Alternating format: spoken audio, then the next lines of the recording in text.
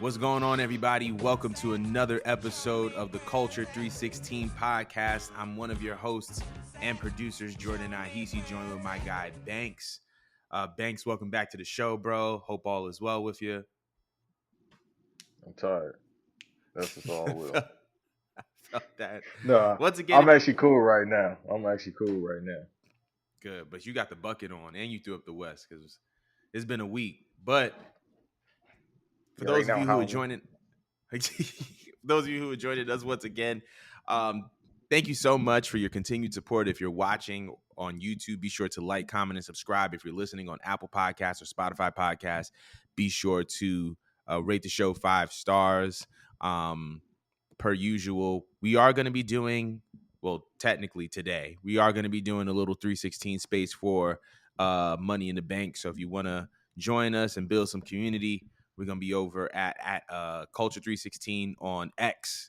So be sure to do that. Also, quick announcement for people who've been following me personally. Yes, it is true. I will be on TMZ this Monday for TMZ's Strange and Suspicious. Super grateful for the opportunity. I'm going to be on, I don't know how many episodes we got going on, but it's quite a few. So if you see a segment online, if you see us on TV, be sure to tag me. I think we're going to be on in 12 different cities. New York is one of them. LA is another one. Chicago is another one. Be sure to check your local listings. I know that it comes on at 6 p.m. Eastern Standard Time, 3:30 Pacific Standard Time in LA. But we ain't here to talk about me. We're here to talk about pro wrestling. So we're going to get right into it. Banks, you were at AEW Forbidden Door this Unfortunately, past weekend at the UBS Arena. I didn't get a chance to even watch it. To be honest, I wasn't excited for it. But I plan on watching it and giving my full review because I saw some don't do pretty interesting stuff. But I wanted to know how you felt about Forbidden Door and just kind of some of the things that you noticed. Did you hear what I just said? I'm not Nah, sure because I know I got these bogus headphones. But I'm, you can hear me, right? yeah, I can hear you. I can hear you. All right, so let me look at the A camera so everybody else hear me. Don't watch that pay per view if you didn't already. You see how I look right now? That was me the entire time getting off a 10-hour shift and then going to watch that bull stuff. So you're telling me it wasn't good? No, it was not good. Hey man, I'm not one of these people that hate AEW and love WWE. I like AEW more times than WWE. I like GCW better than some promotions. I like TNA. I like New Japan. I like scaring the whole wrestling. That's what I like. But that was not good. Mm. Uh, it wasn't good at all. The best thing about it was being around my brothers, being black announce table. Otherwise than that, I was on Twitter looking to see what was going on with the trades the entire time. That was not pro wrestling. I'm about to put my Bret Hart voice on, do my best Bret Hart impersonation. You know, it's a lot of dumb wrestling that goes on these days. It's kind of like Bill Goldberg. He kicked me. Like, bro, I, I've I don't even know what to say. Like, I legit felt like an old head watching that. I was like, what happened to the game I love? What happened to locking up in the beginning?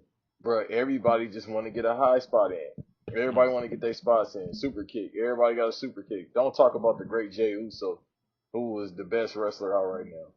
Dog, don't talk about that. Or the second best compared to Roman Reigns.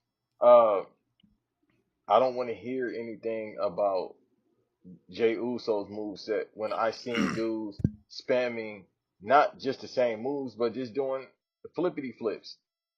That Swerve Strickland versus Will Ospreay match is one of the most boring matches I've ever seen in my life. John Moxley is one of the worst workers I've ever seen in my life, bro. It's time.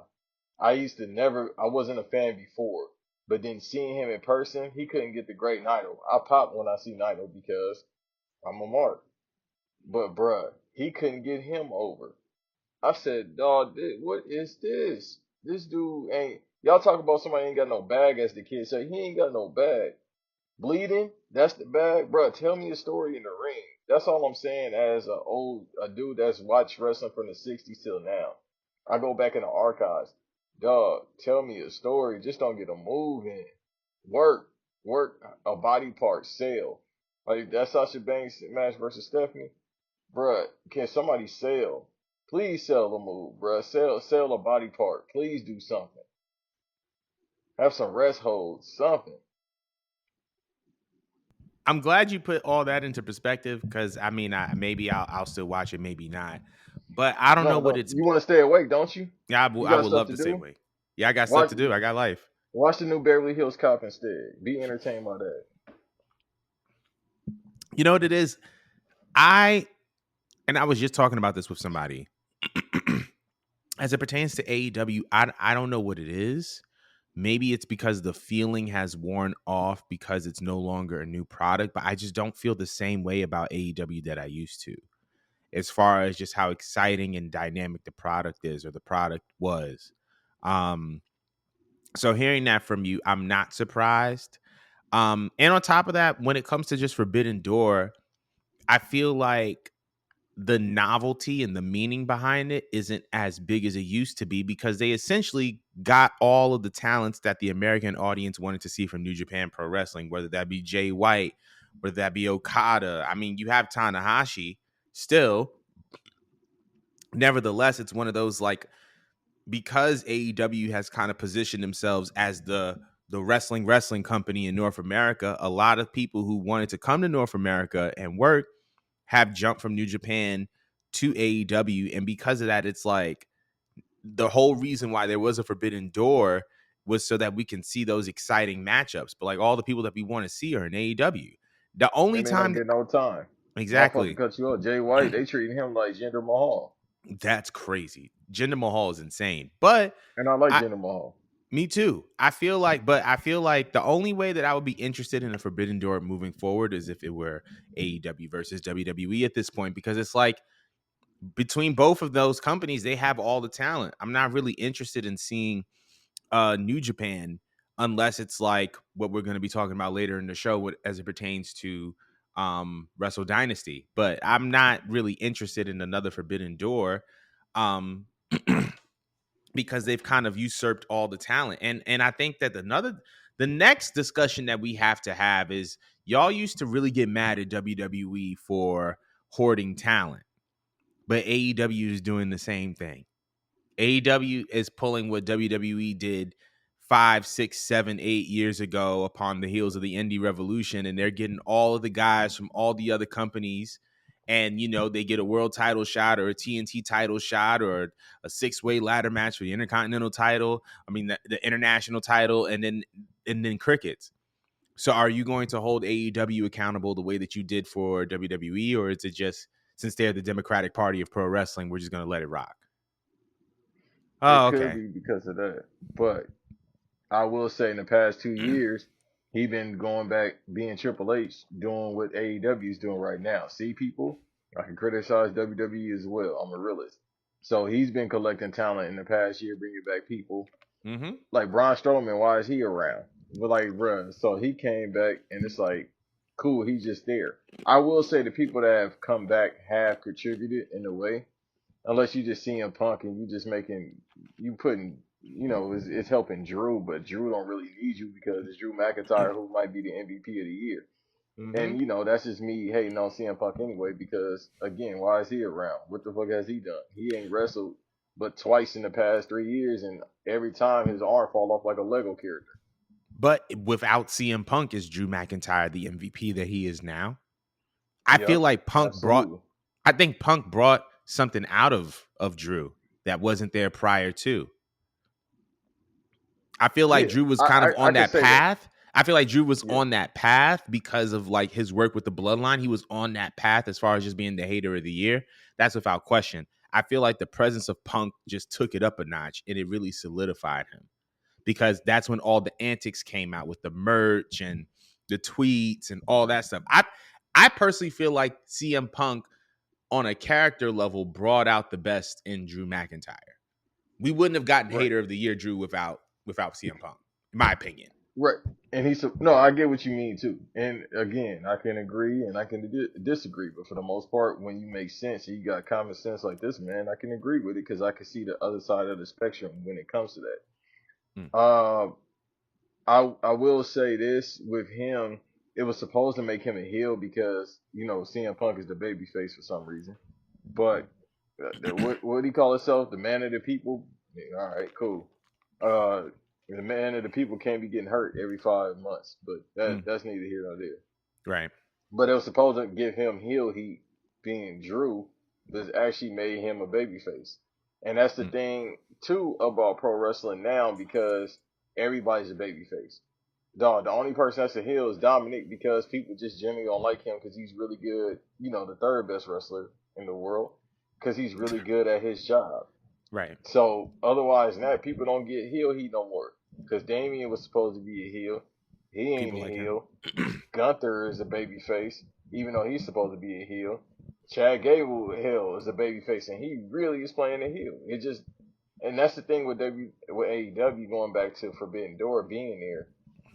Everybody got a small pop. I say small pop because people. Let me tell you something.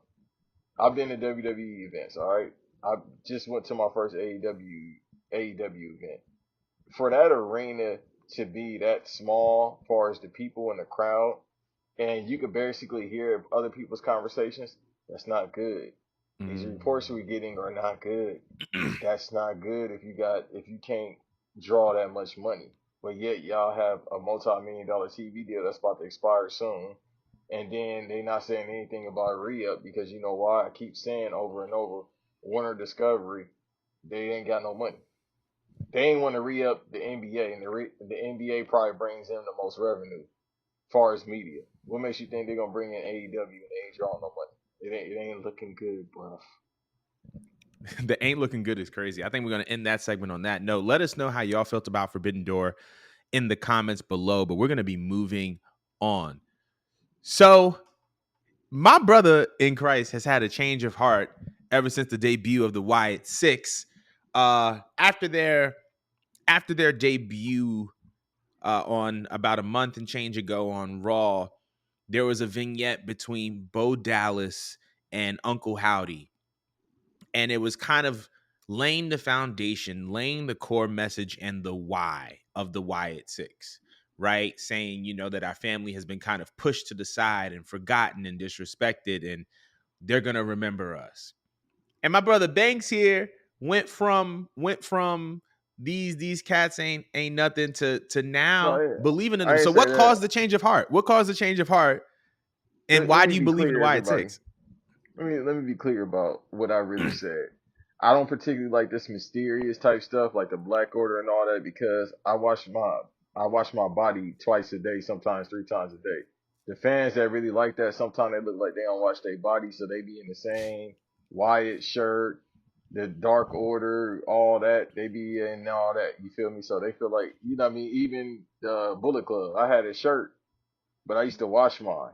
And then I used to see people with the Marty Skrull, Yeah. Squirrel Club or whatever, however you announce his name. I'm sorry, people. Dyslexia.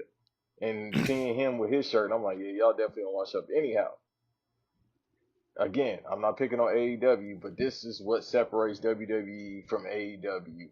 And they both probably got the same amount of budget. It just, one side knows how to get the right people to work cameras, the other side doesn't. All right.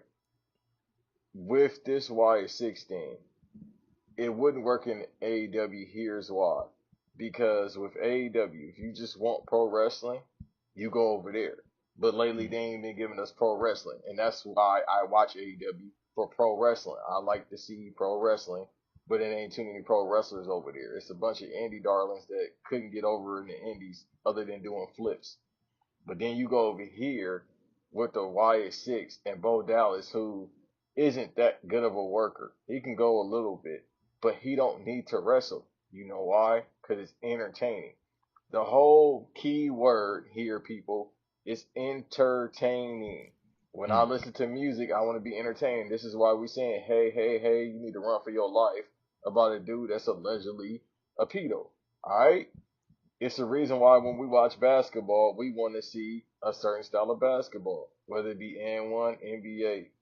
It's because it's entertaining.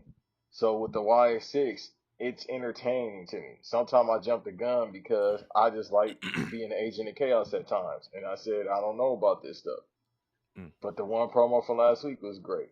This one was even better. He don't need to wrestle. If they just keep telling it because they're sports entertainment, and they said that for years, and now more than ever they sports entertainment. If they just keep cutting promos and trying to jump Chad Gable, that's entertaining enough. where you Yeah. don't need to wrestle because you know why? They got wrestlers over there if you just want to see wrestling. But for the most part, they sports entertainment, and that separates AEW from WWE. You get entertainment over here, but yet the pro wrestling company is supposed to give me some type of entertainment, as far as just the wrestling aspect, and I can't get it. Mm. To kind of piggyback of what you were saying as far as the difference between sports entertaining and wrestling, I feel like purpose separates the two in the sense that WWE is very, very big, at least in the past 2 to 3 years. Very, very big on explaining the why. When it comes to pro wrestling, right? There's only but so many ways you can go about it. As a baby face, oh, I'm the wrestler's wrestler. And then the heel is usually, oh, I'm more entertainment centric. And like after a while, it gets boring. Not everyone is a wrestler's wrestler. Not everyone is a technical specialist. And to be honest, the reason why a Kurt Angle and a Rey Mysterio in WWE popped the way that they did is because they were one amongst they were the one wrestler amongst many sports entertainers. Like these gimmicks only work when you have something to contrast, a crowd to contrast, a person to contrast. Everybody's a wrestler's wrestler or a bad wrestler that nobody's going to pop, nobody's going to stand out. Now, granted, AEW has people that Hey, you you don't need have. to pick on Will Ospreay like that. Come on, brother. Who, me? I'm not. Yeah, I actually love Will Ospreay, and I think that his character has a potential to be dynamic. I see a lot of like, I don't know. I oh, don't you even know. like them type of promos? All right, but I just want to say I didn't go over there to the W. That's all I hear. I mean, I wasn't even thinking about him when I was making that point, but I just feel like when it comes to the AEW crowd, I feel like that's what they like is just a lot of wrestlers. Will strikes me as just like a working man's wrestler, if that makes sense, which is another, in my opinion, has the potential to be a boring gimmick. Nevertheless, Will is one of those generational talents, and I enjoy watching him wrestler. Now, back to the main point. I feel like the main difference is your why. And seeing the Bo Dallas and Wyatt Six promo and Uncle Howdy being like, so how did you feel when your brother died? That okay. Let's get to it. Let's talk about it. Now we're getting into something and seeing that real reaction and seeing that real story. And now we have something beyond a championship. Now we have something beyond proving that you're the best in the world. We have something of substance because do you know how many people have had to navigate loss and navigate grief and navigate pain and now project it in a way that can be destructive? Now we have a why.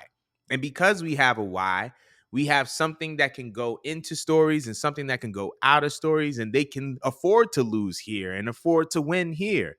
It gives them flexibility.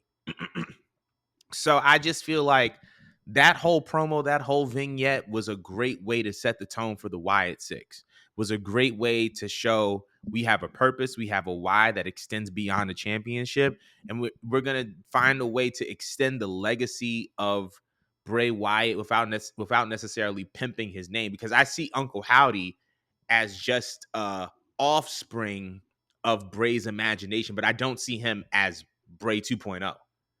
I see all these other characters as offspring of Bray's imagination, but not Bray 2.0. And that's how you do it by making everyone distinct, but keeping elements within them that remind you of Bray, hence the lamp and all that other stuff. So that was Let my me thing say, about the White Six. and let me say this: anybody's listening, I'm gonna ask you a question too, rhetorical question, Jordan. You like your job, right? Love it. But if you was getting paid, if you wasn't getting paid, would you still work it? Yeah. Okay, you still Not would. yeah. Not yeah, but I'm following you. I'm saying yeah because I'm following you. Okay, so anybody's listening, again, it's entertainment, but at the same time, it's a job, and it's a job. Yeah, I'll probably do it for free, but probably not because I got to get paid. The Mm, whole point of pro wrestling, because it's from the carny. Do your research on how pro wrestling started. Yes, it was Greco-Roman, but when it became entertainment, It's because of Carney. That's why you got these terms like, worker, over, all them Carney terms. They Mm, come from that. What do you do at a carnival? You go. You have fun. mm, How do you get in a carnival? You still got to pay. All these hundreds of years later, you pay to get into a carnival. Yes, it's going to the vendors, it's going to everybody that's involved. Same thing with pro wrestling. That comes from the Carney era. You still mm, have to pay in order for the workers to get paid, the wrestlers to get paid. It's been mm. that way. The whole point of pro wrestling since then was to make a gate, a money gate, so you can get paid. So with the YS6, they don't need to wrestle because we're getting paid to be here to entertain people and the merch sales. How they split that up between 6 people, I'm pretty sure they'll make it work, but they're Right. moving merch now. That's the whole point of pro wrestling, people. Not just because I had a 5-star match, which is BS, and I like Dave Nelson. Shouts out to him. He's from the Bay. Yeah. But I'm saying it. A lot of these people on that side care more so about rating, and these indie people care more so about a rating than actually getting to where you need to make money. Because God forbid we're going straight into, well, we already inflation, but God forbid we go into a real Great Depression, which is probably upon us. Fingers crossed, but it's probably upon us. You have to make money even if you enjoy doing what you're doing. I love doing podcasting. I love acting. I love everything else I do outside of working for this bullshit company. Excuse my language. But I'm saying if I didn't make some money eventually from all this stuff, I probably wouldn't do it as much as I enjoy it because I definitely don't enjoy doing this, and I make money from it. Right. And we're on that note. Let us know how you feel about the Wyatt Six and their debut. The day will remember us. We're gonna move from one return to another debut, and that debut was on the SmackDown. I think it was a couple weeks ago, Madison Square Garden. We saw the Bloodline Appreciation Ceremony, and we also saw the first entrance of the newest member of the Bloodline, Jacob Fatu. Now, it has been rumored that he was going to be joining WWE and specifically joining the Bloodline since around WrestleMania season. They said that he had signed a contract with WWE, but we didn't really hear much from him. And then we saw Jacob debut by attacking Kevin Owens, Randy Orton, Cody Rhodes, standing next to Tama Tonga, standing next to Solo Sikoa, and officially joining the Bloodline. I want to know your reaction. I need to know how you feel about the debut of Jacob Fatu, and what does this mean for the Bloodline? Again, Bay Area stand up. Bay Area out there. I'm from LA, but the Bay know how I give it up when it come to them. Pause. Hey, listen, I've been a fan of his since MLW. Seen him in GCW. This is all. See again, they get it factor people being WWE.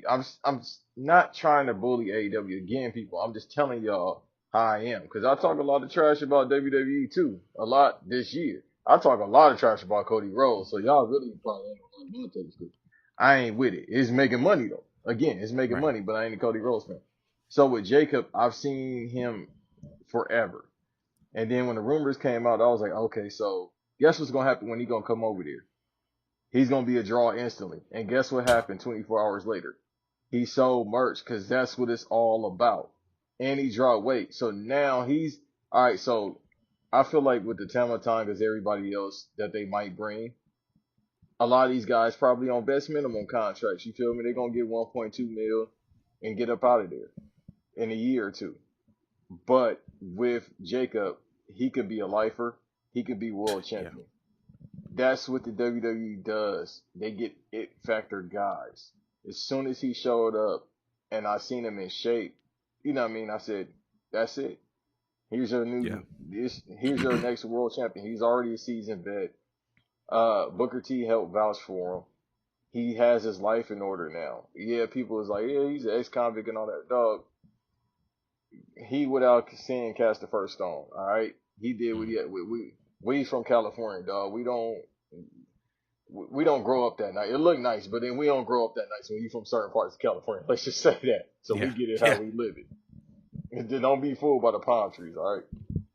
But no, he's the It Factor guy. When he showed up, I said, okay, I guess I got to watch SmackDown again. I don't care if he on screen for 2 minutes. You feel me? Just that's it. This is the next guy. I'm definitely about to buy that shirt. I still got to get my Jey Uso shirt, and you see how all the lines, all these Fatus making all the money in pro wrestling right now. Man, let me tell you something. When they decide to debut your entrance and your entrance music at Madison Square Garden, they not playing about you. They're not playing about you. Jacob, like you said, I was a fan of him when he was in MLW.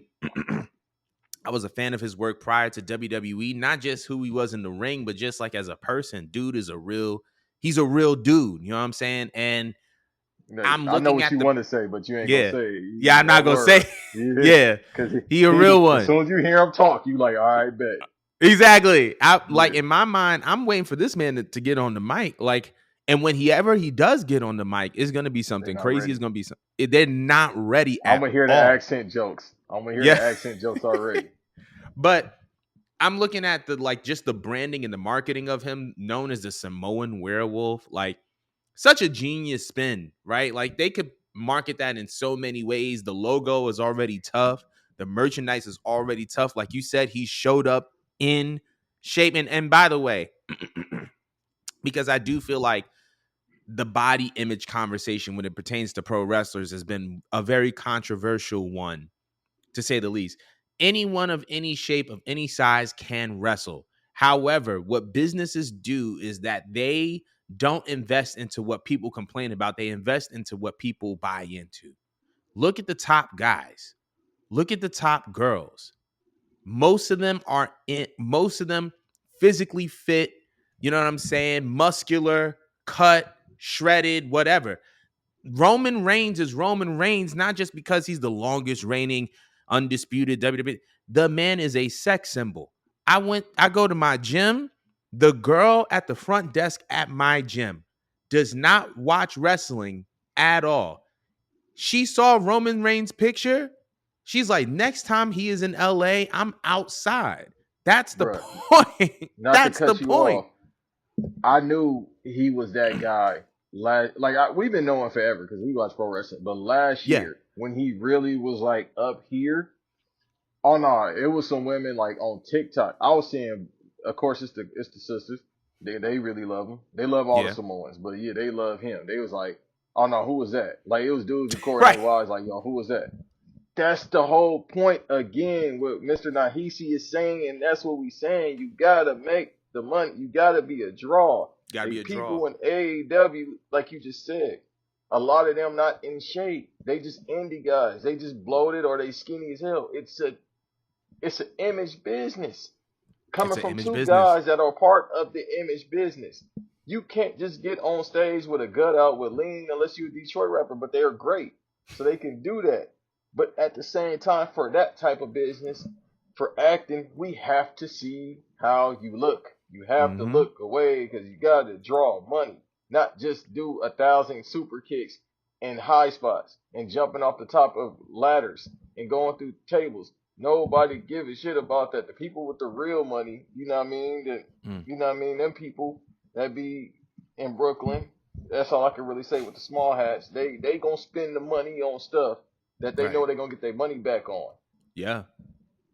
Yeah, listen, and I knew exactly what you meant by that. But yeah, when it comes to Jacob, I'm super excited for his trajectory. I think he's going to be a star. I think he's going to be a lifer. Once again, you make your entrance in the guard.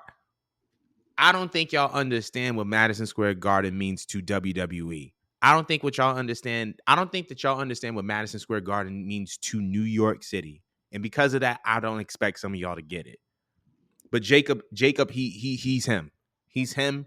And a bigger conversation that I wanted to parlay this into. I'm thinking about the OG bloodline. Roman Reigns, longest reigning WWE Universal Champion. The Usos, longest reigning tag team champions. Sami Zayn, multiple time intercontinental champion. Paul Heyman, arguably the greatest manager. No, not even arguably, the greatest manager of all time. And now, because of this new chapter of the bloodline that is still considered the bloodline, you have a guy in Solo who could be a world champion. You have Gorillas of Destiny, whose presentation has been so clean. We haven't even been talking about them being former IWGP World Tag Team Champions. Have the potential to be another one of the goated WWE Tag Team Champions. And we have discussed that Jacob is also someone who could be a future world champion. You have 8 members of one faction who have 4 of them are already Hall of Fame locks. The other 4 have Hall of Fame potential. When all is said and done, do you think that the Bloodline could be the greatest faction of all time when it comes to WWE? So I saw somebody that said, but people just talk all the time. They said it becomes a parody of NWO. I don't think so because you just It's not. broke it down. They could stand on their own merits, and you know who they are outside of just WWE. And there's no disrespect to NWO because Scott Norton was Raw. What's my dude name? He did a whole 180 when he got his looks over there. Pause. Brutus the Barber. He Yeah. came over there. Virgil. You know the names. So it's Hall of Famers, but at the same time, they kind of became afterthoughts because it was so many people. Where it's like, all right, cool. It's Hulk and it's Mach by default as the leaders of NWO, and it really didn't even look like Mach being Macho Man. Whereas the Bloodline, like you just said, these guys are known outside of WWE. Or now that they with WWE, it's kind of like if they disband the Bloodline even today, they can get their own stuff cracking. And then they about to bring the one that walked like Herman Monster. I forgot his name, but he was with part of Buddha Club as well. He part of the family too. But Hikuleu. yeah, Hikuleo, like he walk like Herman Monster. Like him. He walk like the Great Khali for real. Like That's a him, fact. he come over there cool. He just gonna be the muscle. But even though they got they Samoans. Hell, they the muscle at 5 years old. Yeah. But with him, he come over there cool. I guess you just gonna be tall, bro. He's gonna be the tall Samoan with us. But Zilla keeps saying he about to come through and not shit. Zilla is cold on his own merits too. I'm glad he got his mind back and went back to reality of wrestling with Booker. He's supposed to be at House of Glory, so if I'm in town, I'm gonna definitely try to tap in, check him out. He should be up there ASAP too, because yes, he's a work in progress. I should say. I'm sorry about that, work in progress. But at the same time, he better than a lot of NXT workers. I can't hold you. Like, bro, let's keep it a bean, bro. He better than a lot of development at NXT. I just think that beyond that, because I haven't even assessed anybody from NXT that well. I do know that their product is really, really good right now. What I do know is that Booker puts out some really good products from Reality of Wrestling, based on just the people that we've seen that have come from under Booker's tutelage. Because the Usos were under his tutelage. Well, that's Roxanne was under because his. Rikishi don't like his sons. Now he do, but Now he do is crazy. But nah, I feel like Reality of Wrestling Booker has a lot of quality products that come from under him. So I'm not surprised about that at all. But anyway, I was gonna say we're gonna move on. I want to know how y'all feel about Jacob and what it means for him to debut, for him to be a part of the bloodline. Leave a comment below. We're gonna be moving on because a couple weeks ago, WWE announced a partnership with Indiana Sports Corporation. For those of you who don't know, Indiana Sports Corporation is the organization that oversees the Sports Commission of Indiana. They are the ones that kind of bring in events. They kind of manage whatever sport assets are in the city, or at least one of the organizations that manage the sport assets in the city. They have recently hosted the U.S. Olympic trials. They have announced a partnership with WWE that means that they're going to be bringing in SummerSlam. They're going to have a WrestleMania in Indiana, and also they are set to host the 2025 Royal Rumble. How do you feel about WWE partnering with Indiana Sports Corporation to kind of host these big four events in Indiana, and mostly in Indianapolis? unless they had the Indie Animals, I don't even care. If y'all don't know who the Indie Animals is, look that meme up. Them dudes that was dancing, yeah, had them up. But nah, this is cool. I guess Indiana. Look, I still ain't tapped into Indiana, and I just found out something very interesting. I heard they got some talent in Indiana, so I need to go out there. I don't know what I'm gonna do, but I heard they need to go out. I need to go out there. I know Jeff T because Club 520 is one of my favorite, probably top three current favorite podcasts out. He's a huge wrestling mark. He's like, bro, I got to go through. Y'all got to get me on WWE. So when they do that, I'm like, yeah, I'm for sure behind WWE. But I mean, it's a market out there. I guess there's money coming through Indiana now because low key people probably like, hey, because I've heard nothing. You got to be honest, but bad things about Indiana my entire life. I'm weak. Like my people from Chicago be always talking about if you go to Gary, just get some gas and leave. That's it. So I don't know much about Indiana outside of that, but they might be bringing in some money now. I don't know. I just need to tap in. Listen, man, I can't slander Indiana too much because he do lame stuff, but Freddie Gibbs one of my favorite rappers ever. Uh, the GOAT, the literal greatest of all time, Michael Jackson from Gary. Indiana. Yeah. Jackie Young, one of my favorite basketball players for the Aces, for more reasons than one. She from Indiana, so I ain't got no problem. I mean, Jeff Teague, I listen to Club 520, they from Indiana, but I mean, maybe this is the Pat McAfee effect. I don't know. I think it's the Pat McAfee effect. I think it's also Tyrese Halliburton of the Indiana Pacers. Very big WWE fan. He came out with Logan Paul at the Garden. When they went to Indiana, they got some Tyrese 317 merch, which I thought was pretty cool. So it's Pat, it's Tyrese. You combine that with the fact that All-Star Weekend was just their last weekend, and I feel like Nick Khan, WWE, compared to where they were 2 to 3 years ago, are very tapped in with the rest of the sports world, rest of the entertainment world. They're trying to capitalize on whatever momentum is already existing. So when you have a city that that one is probably not that much money to produce events in, but two has the momentum of a place like Indiana. Pacers are starting to see some playoff success. All-Star Weekend is already there. Pat McAfee is obviously one of the biggest sports people in the biz and is known for representing Indiana because of his affiliation with the cult. You want to capitalize off of that momentum. Plus, you have, WWE has people and partners in that city that can help curate the city and gather the city around this event with Tyrese and Pat. So I think it makes sense. You know what I'm saying? I'm very interested to see how the weather is going to be, considering that I believe Nick Khan told Sports Business Journal that he wasn't trying to do any East Coast cities for WrestleMania season, if I'm not mistaken. So I'm curious to see how that's going to turn out. Maybe they ran them the bag. So we'll see what happens. But I'm interested in what everybody else thinks about WWE announcing the partnership with Indiana Sports Corp. Let us know in the comments below, but we're going to be moving on. Because speaking of announcements, New Japan Pro Wrestling has just announced Wrestle Dynasty. It seems like after Wrestle Kingdom, which is slated to be a 2-day event, New Japan is going to be presenting Wrestle Dynasty, which is going to be a super show, which pretty much features every major wrestling promotion except for WWE. So this includes CMLL, AEW, New Japan Pro Wrestling, Ring of Honor, and Stardom. Wanted to know how you feel about this. How do you feel about Wrestle Dynasty? How do you feel about all these companies coming together to create this kind of super show? They got to do it. They only got 5 wrestlers left in New Japan. Yeah. It's the same thing you said earlier. All the American talent or overseas talent from Europe, they end up, cooning and taking the bag from AEW. But I don't know what's the white cooning. I'm sorry. But they end up going over there. Oh, that's cool. Because again, New Japan, love them. But ain't nobody over there. And everybody that's over there old. So Ibushi old, Naito old. I mean, the list go on and on. So it's like, cool, yeah, just that's fine. I mean, I can't do no 6-7 hour pay-per-view every day like they usually do.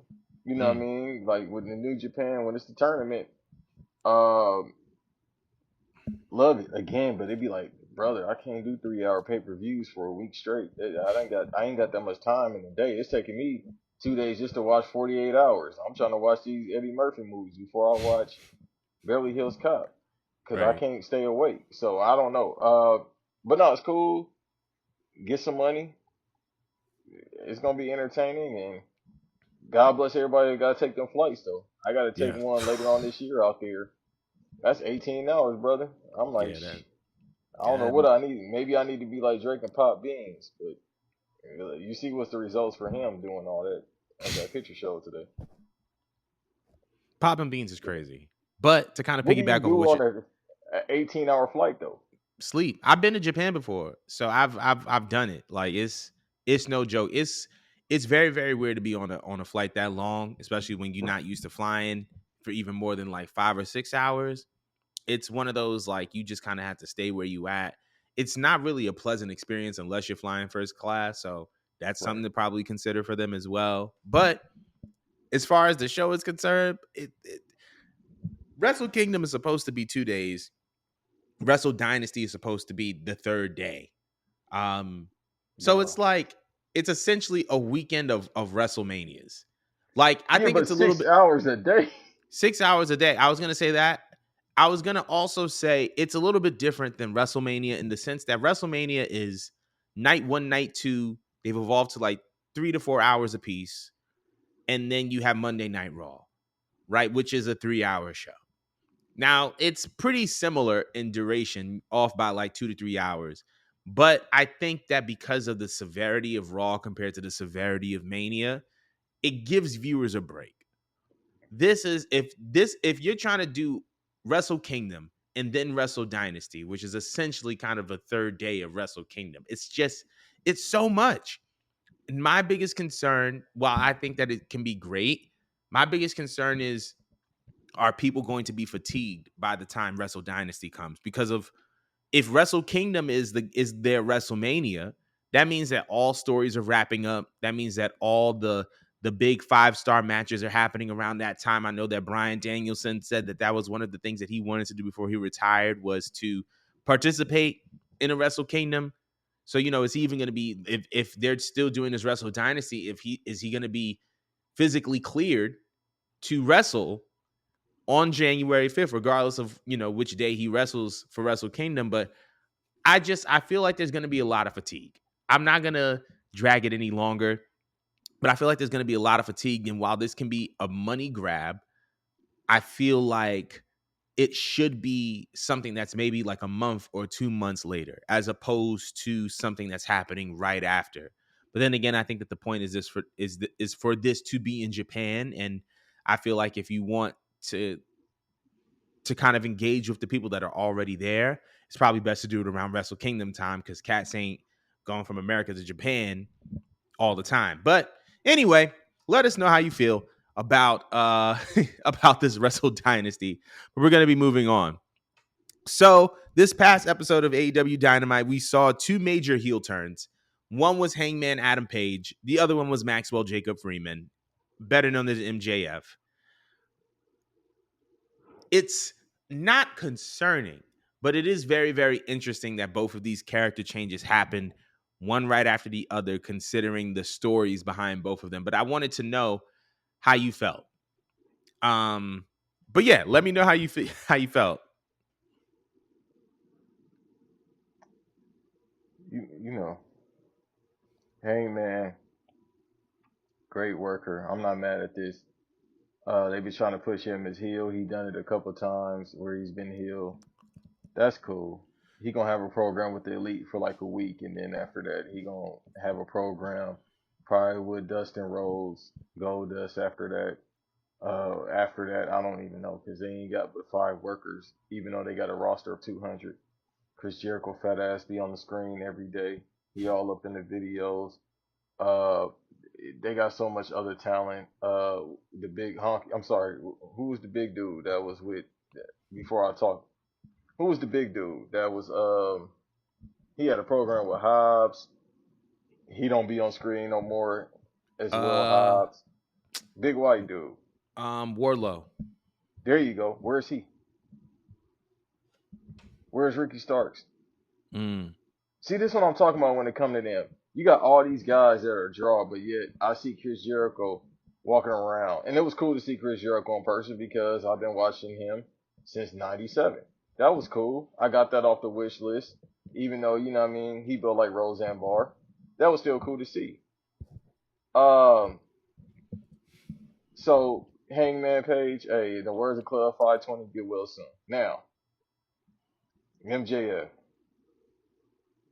dog, trash. I'm over it. I gave this young man 4 years. I tried. I was like, he had some moments. I was like, all right, cool. I see what you doing like last year. You know what I mean? You doing the babyface promos. All right, cool. Dog, I'm over it. I'm done. You a heel all the time. That's fine. Cause that's how you make your bread. But it's the same damn thing. He gonna get on TV and he gonna say what he did to Daniel Garcia. I don't know what's up with Daniel Garcia. I can't figure this dude out. He can work. He do a lot of Paul stuff, but you know that ain't for me. That's for them people. Hmm. Cool. He can't cut a promo. He could work, but he can't cut a promo. It's like they keep like feeding him to people just for him to get beat up, just for him to do the job. But now you about to do the job to a dude who you shouldn't really do it because you kind of more popular than him right now. Because let's be clear, MJF is MJF. He ain't they bread and butter in the company. You know why? Because they don't have a number one guy. And if they do, it might be Chris Jericho because, again, he always on my screen. And he get the most TV time. If y'all think I'm lying, go look at the past couple of weeks. Because he always got a new program. He always got a new stable. He always got a new gimmick. So maybe it's Chris Jericho. But with MJF, dog, it's over, man. I tried to give John Moxley the benefit of the doubt. I seen him in person trash. MJF, he could work, but trash.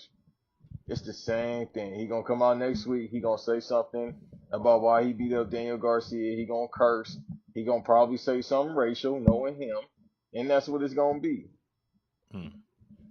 Am I tripping though? I don't think you're tripping. I understand what you're saying. I don't think that MJF is trash. I don't think that the Well, Hangman heel turn was trash either. let But me ask you a question. hold on. We're gonna go ahead. Right. Let me ask you. I gotta do one of them things. I gotta do the Harlem thing. Let me ask you a question. That's all they say in Harlem. Let me ask you. And I'm from Harlem. That's all they say. Let me ask you a question. And y'all think I'm cutting promos today. Let me talk. I could talk about Harlem for 20 minutes. I got to shoot promo about that, but I digress. But I'm saying, what makes him good? I just think that, like you said, like I feel like anytime he has been in the ring, he has been able to successfully tell a story, which contrasts a lot of the AEW roster. I feel What like type of what story is he telling? And I'm look. depends on the feud. Depends on the Let feud. me be clear. I love Brother Jordan. That's the only reason why I be showing up because I love him. I love the other woman, but she be pissing me off. I love the woman, but she be pissing me off. Not other woman, but I love the woman, but she be pissing me off. That's Mhm. neither here nor there. But I'm saying when I care about something, this is how I get people, and this is how it's supposed to be. Because y'all listen to Mm. trash ass Stephen A. Smith coon. My boss man got me on ESPN. See that thumbs up? That thumbs up if y'all can see it agrees about Stephen A. being a coon. I don't know if that's Eh, your people. No disrespect, but you from Brooklyn, he from Queens, so never He mind. from Queens. I mean, he's still New York, so that's my guy. But keep going, keep going, keep going. No, but I'm saying I'm talking like this because we have to have banner back and forth in order Hmm. to show get over. So Yeah, I understand what you're trying to say, but it's like, dude, let me ask you this. So he just re-up on his contract, right? Because yeah. he wanted more money. It's rumored he wanted more money than Roman Reigns to go to WWE, and you out your fucking mind. You think you can get Roman Reigns money, bro? You can't even get Chad Gable money, right? Did he get Roman Reigns money though? Probably from AEW. He was trying to get it. That's Okay. the rumor, and So like he got what was relative, like what was proportionate. at AEW. No, he probably got Roman Reigns money in AEW. Sasha Banks got Roman Reigns money in AEW. What they said she getting like 4 mil a year, something like that. 2 to 3, I 4. I haven't seen the numbers, but it gotta be some millions. It gotta be some M's. Hmm. Never mind. I don't let me get started on her either. But no, it's that's what he was asking for allegedly in WWE. Now I don't get into the dirt sheets, but I do. I'm gonna say I believe that. I don't want to say what race, what doctors, but in the words of Kanye, but they serious about their paper. That's all I'm Yeah. gonna say. So I'm inclined to agree that. I don't want you to get in trouble, so Let me relax, cause I know, you know what I mean. We cracking jokes, people, but then they gonna think I'm on some other stuff. I'm not. I'm being the Right. realist. Everybody should be like them when it comes to their paper. Yeah. So I'm not mad at MJF in that regard. But no, go ahead, brother. All I was trying to say is what makes him good, because let's say 4 years from now, it's because he probably on a lifetime deal with AEW, and he only got 2 years left anyway. So this 2 year deal he on before they go out of business. What makes him good? Because it's I gonna be feel the like same thing. I feel like he. I mean, like just based off of what I've observed from him, I just feel like he's been able to successfully make moments as it pertains to AEW. And I don't know if that's saying more about MJF or if it's saying more about AEW. I just feel like he's been able to make moments while he's there, and I feel like he's been able to tell good stories while he's there. But this is my I'm laughing because you said I didn't huh? even know. Look, I try not to talk too much. I'm like, why is he talking this much, dog? It's just we having a great conversation, so I'm gonna shut up. But it's like my favorite moment from AEW is Jay Cargill versus Brandy Rose. First of all, don't even get me started about that because now then I'm going to be going into Brandy's promo, and I don't want to do that. I But like that promo. Yeah, go ahead. but here was my main point of concern. It wasn't even MJF or Hangman. My main point of concern was what this does to Adam Cole. There was this whole thing of MJF trusting Adam Cole and Adam Cole being the devil, and there was this year-long build to this match, and then now Adam Cole finally turns on MJF. Adam Cole gets injured. He starts the Undisputed Kingdom, right? With Bennett, Taven, Wardlow, and Roddy, and apparently them trying to recruit Kyle. Um, and then it's like now he's heel. All right, cool. Now he's heel. They bring Adam Cole back in a surprise segment on not Forbidden Door, but the pay-per-view before that. And then MJF returns. And it's like, oh my God. MJF comes in as this monster baby face. He's wearing the leather jacket like Hunter in '02. He comes in, he beats Adam Cole up, and it kind of insinuates that their feud is next, ideally with MJF being the babyface and Adam Cole being the heel. What good does it do to turn MJF heel again if the idea was for him to go against Adam Cole? Unless it's gotten to a point where Adam Cole where it's just like he's forced to retire or he's probably going to be leaving the company soon. He asked her. That's what I want to say, because I had to ask my brother, like, what happened to Adam Cole? Because I thought he was just on the sidelines because they don't know how to book. He was like, no, he's still hurt. I said, dog, he been hurt for like a year off an ankle injury. Yeah. And then before that, didn't he get hurt before that? I think so. I'm not too completely sure. And he And may have then gotten hurt. this is a guy going back to bodies. This is a guy that wasn't in the greatest shape before, but he has some type of shape on him. Pause. He lost weight. Ooh. I'm like, bro. I know that's That crazy. was That's crazy. crazy. That's That was crazy. My nuts. fault. There you go. I said pause though. That was crazy. Yeah, I respect it. Nobody edited that. Nah, but he lost weight even more, and it's like, yeah, I don't think you supposed to be losing weight like that, big dog. You already wasn't, you know what I mean? You was only 150 back then. Mm-hmm. But I think he has to retire, bruh. And Kenny Omega, I think he for sure got to call it because he almost lost his life recently.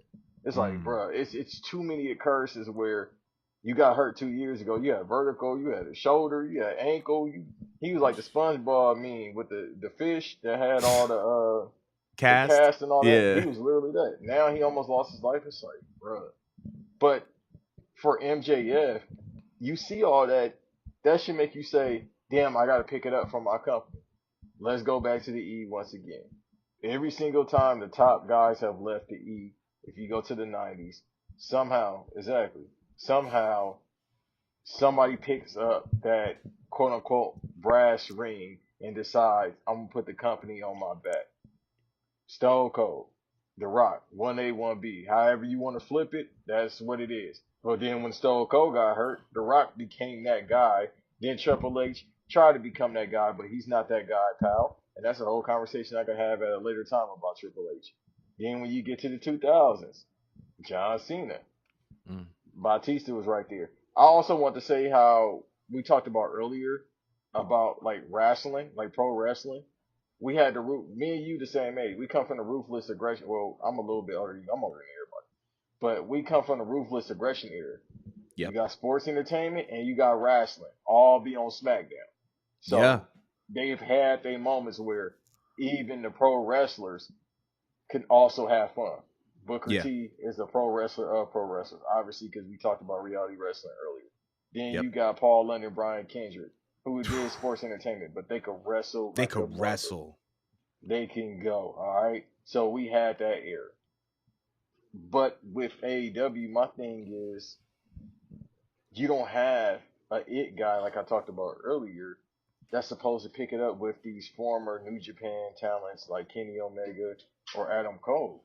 And it's just that's my problem with him. And I'm saying he's trash because he's going in business for himself. That's an old term, brother, wrestling term. He's going in business for himself. And it's like, where's the evolution for this company, let alone you, when you keep doing the same song and dance, and then y'all gotta wonder why, because they care about ratings more than anybody. Like, bro, Mm-hmm.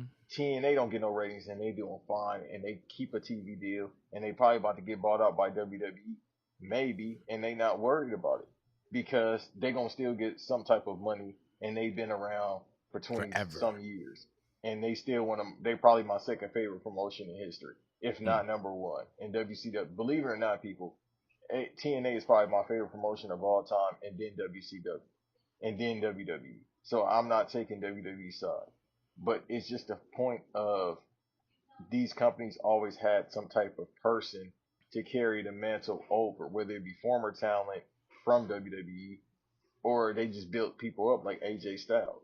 So Mm. my fear, or not fear, my thing is with MJF, I'm calling him trash. Why are you not trying to pick up the mantle to become the biggest draw in the company, even though by default they don't have a big draw?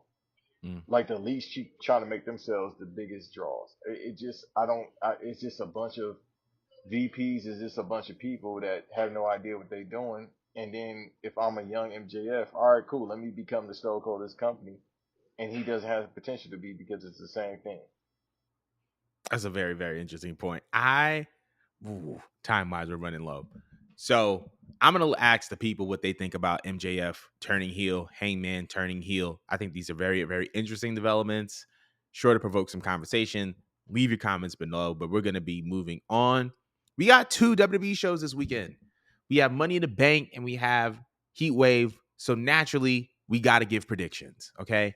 So let's give our predictions. We're going to start with, I'm not even going to say the bottom of the card. I'm just going to say that the card that is not a high stakes match or a championship match, which is Cody Rhodes, Randy Orton, and Kevin Owens versus the Bloodline. Who do we say? I'm going with the bloodline. I can't hear you. My fault. You can't hear me. Let's see.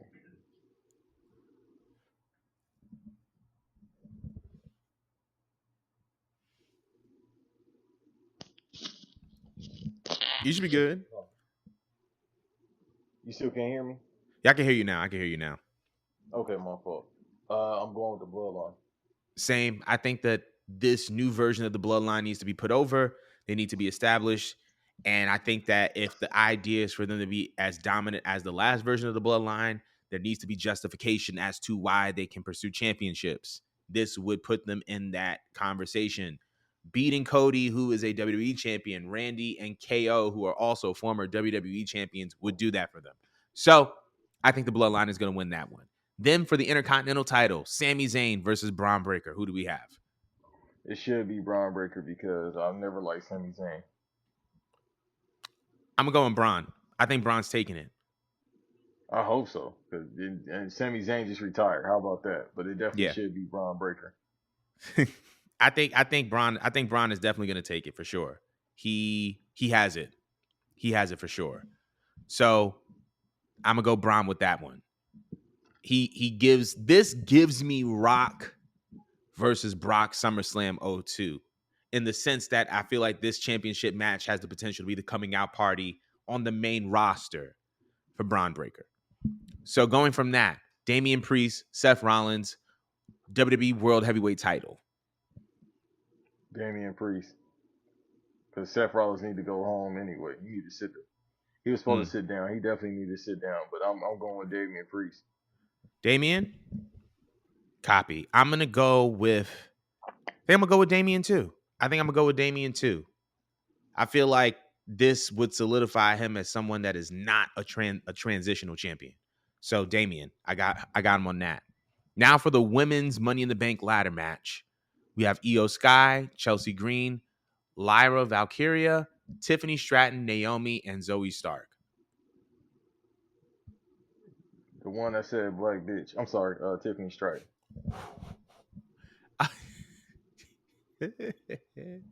I'm gonna go with Tiffany Stratton as well. That was mad funny. And now for the men's, and I think we kind of all know who this one's gonna be. Jey Uso versus Carmelo Hayes versus Andrade versus Chad Gable versus LA Knight versus Drew McIntyre for the men's Money in the Bank ladder match. It's gonna be the Yeet father himself, because Drew's probably gonna get costed by that jabroni CM Punk. So I'm going with the Yeet father. Can you give me the names again? I'm sorry. It's Jey Uso, Carmelo Hayes, Andrade, Chad Gable, LA Knight, Drew McIntyre. Yeah, it's kind of obvious it might be Jay, but that'd be crazy if it end up being Chad. Yeah. I wouldn't be surprised if it's Chad. Because he's been losing a lot. And I feel like there's a major change that's about to happen. But I do still see Jay winning. I still do. Because he needs something. He needs some type of achievement, because the past 4 years he's came close or he's gotten beat up. Having a world title match and the IC title match with Gunther. So he has to have something. Well, he don't need it, but I feel like they should give him, something. Pause. Yeah. I agree. There's gonna be money in the Yeet. That's what it's gonna be called. That joint is. Somebody said, I forgot. I think it was like a graphic that said "Yeet in the Bank." There you go. That's it. But that concludes the Money in the Bank predictions. Let us know how y'all feel in the comments below. Now we're going to be moving on to NXT Heatwave predictions. My screen just went black, so I'm just going to pull it up on my notes. It's back. Heatwave predictions. We're going to start with the pre-show match. We have Ariana Grace and Carmen Petrovic versus JC Jane and Jasmine Nix. Who do you have? I don't even know who that is in my country black voice. Crunchy Black. I'm sorry for 3-6 Mafia. I don't even know who that is. Well, I'm gonna go with Ariana Grace and Carmen Petrovic. The next match is the NXT Tag Team Championship match. Nathan Frazier and Axiom versus Chase U. Who do we have in that? Axiom? Bruh, I can see them. If I see their faces, I know who they are, but I don't even know who. You don't know them off the top of the head. I just know the women. Yeah. I'm gonna go with Chase U. I feel like they need something, and they haven't been able to get pretty much of anything. And there's been some tension building between Frazier and Axiom for a minute. I'm gonna go with Chase U. Next is you'll know this one. Next is the Women's North American Championship match: Keilani Jordan or Sol Ruka. We all win. I'm going with Keilani. I'm going to go with Keilani as well. Now for the North American Championship match. Obafemi versus Wesley. Obakunta. Obakunta is crazy. I'm actually going to go with Wesley. I think he's going to pull a baby Cody and finish the story. So I'm going to go with Wesley. Next is the Women's Championship match. Roxanne Perez versus Lola Vice. Who do we have? Roxanne, and she on like a John Cena run right now, baby. It's time to go to the main roster. Yeah, literally. You done ran it up enough. You done ran it up, bro. I'm gonna go with Roxanne as well, but yeah, she's been doing damage. And Shout next, out to I Lola believe Mike. the next is the Fatal 4-Way for the NXT Championship, which is Trick Williams versus Javon Evans versus Ethan Page versus Shawn Spears. I guess Trick. I'm gonna go with Trick as well. I feel like Javon's gonna have a nice little breakout performance as well, though. But those are our predictions for NXT Wait, hold on. Where Heatwave. Jada Parker at? She ain't I got no don't think she. match. I don't think she's on the. I don't think she's on the card. See, that's the problem with NXT, bro. She was supposed to win the NXT Women's title, the mid card title. She was supposed to win that. Hell, I would have gave her the NXT Men's title, the World title. Not the world title. I think she's gonna win it. I think she's gonna be the next challenger to Kelani, and when she does, she's gonna win it. I feel like she's gonna be the one. Like what Adam Cole meant to the NXT title is what I feel like Jada Parker is gonna be to the Women's North American title. She's gonna be the longest reigning. She's gonna have the most defenses.